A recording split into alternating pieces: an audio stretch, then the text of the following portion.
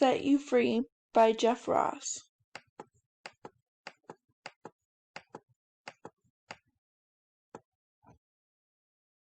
Family should always come first, right? I mean, you can fight with your siblings, you can argue with your parents, you can call one another idiots, but if an outsider says one bad word about any member of your family, it's war. That's the way it's supposed to be. But how often is this true? How often do we let our family members drift, fall into their own pains and troubles, then disappear completely? I like to say I've always stood up for my brother.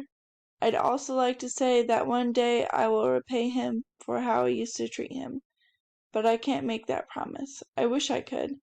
But no one knows what the future holds, and the past is unchangeable. What we have is the present, and this morning my present is painful. My head aches, my stomach rolls, my mouth feels filled with cotton balls. And then this. Lauren, honey, there's a police officer here who would like to speak with you. Why, I say to my mother. Disaster videos stream through my muddled mind. Friends in burned out, smashed up cars. Ben Carter is missing.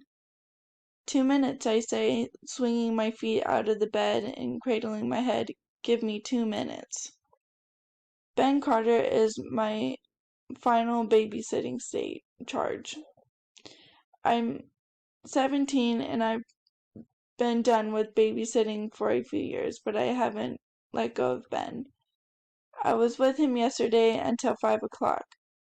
I mostly only seen him on the weekends now, while his mother, Erin, volunteers at the hospital. Erin's mother was well cared for there before she died last year, and volunteering is Erin's way to give back, I guess. And then Ben was home with his family, and I did what I always do on Saturday nights. I went to a party. I hung out. I drank. If I'm being honest with myself, which rarely happens these days, I'm not even sure I like drinking. I make promises to myself every Saturday afternoon. Stay home tonight. Watch a movie. Catch up with an old friend.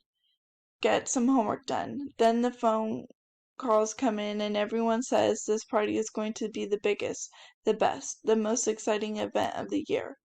Absolutely not to be missed. Epic. I bend easily, it's a character flaw. But if there's a choice between going out and seeing what might happen and staying in and knowing what will, nothing, I always take going out. As I step out the door, I make more promises. Go, have fun, talk, dance, drink some water. Tell people you're the designated driver if you have to. But once I get to the party, someone will convince me that one drink won't hurt.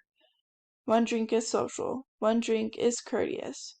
So I have one courteous drink, but 1 becomes 2, becomes 3, becomes... New promises are made the next day. I'm going to fly straight, get back to my old world, where I was studious, quiet, unremarkable. I spent hours looking at college brochures trying to imagine myself sitting in a lecture hall, inhaling ideas, but the next step is not there. The what happens after college step. The what do you want to do with your life step. I have no idea, and that terrifies me.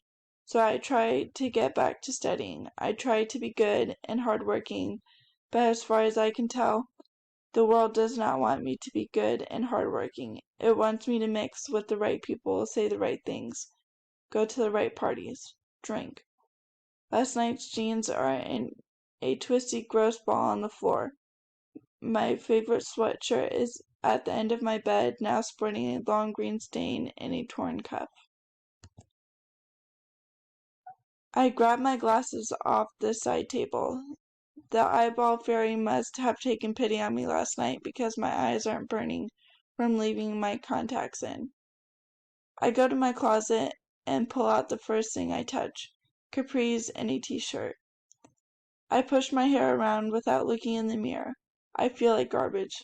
Smell worse. Whatever. Off to talk to Mr. Policeman.